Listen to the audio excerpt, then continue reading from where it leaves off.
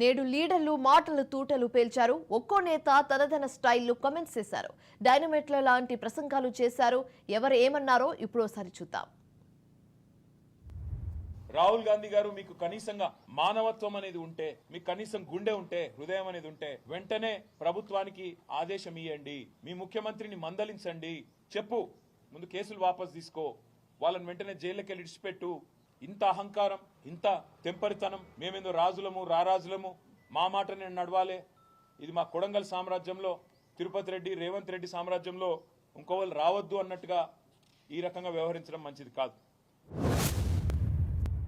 చాలా రోజులుగా ఈ డిపార్ట్మెంట్లో దగ్గర 3 డికేట్లు నేను చూశాను.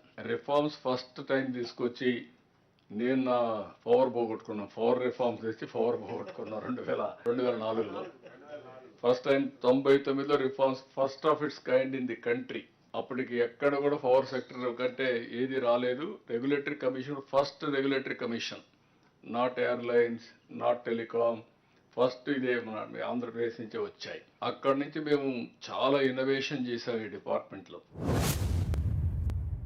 7 లక్షల కోట్లు చేసిండ్రు, 7 లక్షల కోట్లు చేసిండ్రని ఈరోజు బీఆర్ఎస్ మీద దుష్ప్రచారం చేస్తున్నారు.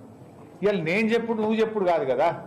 ఈ దేశ ఆర్థిక వ్యవస్థను నడిపించే వ్యవస్థ reserve bank of India. Reserve bank of India చెప్పింది. రిజర్వ్ బ్యాంక్ ఆఫ్ ఇండియా లెక్కల ప్రకారంగా 10 ఏళ్ల బీఆర్ఎస్ పాలనలో ఉన్నటువంటి అప్పు 3,22,499 కోట్లు మాత్రమే. కానీ మీరేం చేస్తుండ్రు?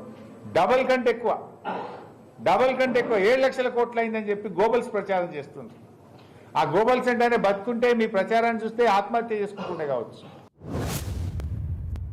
మేము అసెంబ్లీలో చూస్తాం, కల్వకుంట్ల కుటుంబం వెనక్కి లేచి సిట్ అంటే సిట్టు, స్టాండ్ అంటే స్టాండ్, మార్చ్ అంటే మార్చ్. అంటే ఒక రాతి బొమ్మల్లాగా, హృదయం లేని మనుషుల్లాగా పవిత్రమైన శాసనసభలో మీ శాసనసభ్యులను ఉంచుకోదలుచుకున్నారా? చిన్న ఉదాహరణ చెప్తా. పాము, కొన్ని సందర్భాల్లో కొన్ని రకాల పాములు తమ గుడ్లను తామే తింటాయట. మీ శాసనసభ్యులకు జ్ఞానం రాకుండా, వాళ్ళకు పద్ధతులు, ప్రొసీజర్స్ తెలియకుండా, వాళ్ళు మంచి శాసనసభ్యులుగా, మంచి పార్లమెంటేరియన్స్గా ఎదగకుండా వాళ్ళ ఎదుగుదలను మీరు ఆపాలని చెప్పి కోరుకుంటా ఉన్నారా? మీ 6 గ్యారెంటీలు అమలు చేయచేతగాక అడ్డగోలు హామీలిచ్చి, ప్రజలకు బాండ్ పేపర్ల మీద నమ్మించి, దేవుళ్ల మీద ఒట్లు పెట్టి అధికారంలోకి వచ్చి ఇలా ప్రజల్ని మోసం చేస్తున్నారు. తమ గ్యారెంటీలు ఎగబెట్టడానికో, తమ వైఫల్యాల్ని కప్పుపుచ్చుకోవడానికో లేని అప్పులను ఉన్నట్టుగా దుష్ప్రచారానికి మీరు పాల్పడతా ఉన్నారు. ఆ 3,22,499 కోట్లలో కూడా 2 సంవత్సరాలు కరోనా సంవత్సరాలు ఉన్నాయి. Our request, infrastructure is a function of money. Outcomes is a function of everything else. So hardware bond, software లేకపోతే ఇంకేం సాధిస్తున్నాం. Think about it, a marriage of both hardware and software, infrastructure and outcome. And this is going to be a very important next 100 days because we have boards coming up. Parallelly, there will be experimentation happening using technology on terms of learning outcomes. FLNs, when we're using technology, we're going to bring all that out. We want to roll it out on pilot basis and then we'll reach out to it. మాటలు చెప్పాలంటే Andhra model of education. పెద్ద పెద్ద లేఖలు రాసిన morphing ఫోటోలతోటి మీ WhatsApp యూనివర్సిటీలో విద్వేషాన్ని రంగరించి రక్తి కట్టించాలి చూసిన ప్రజలకి మీ మాటలకు మోసపోరు.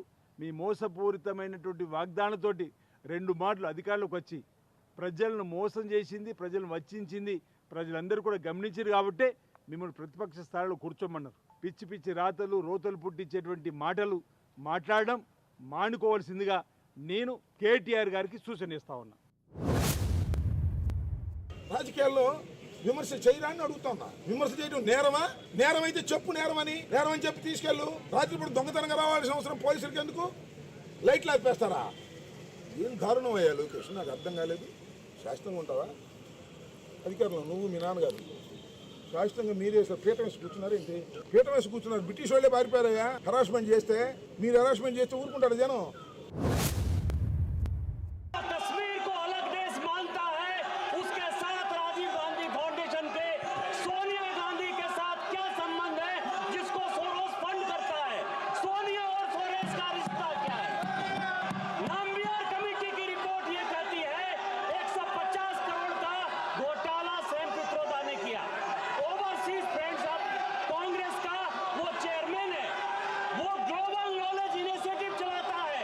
जिसको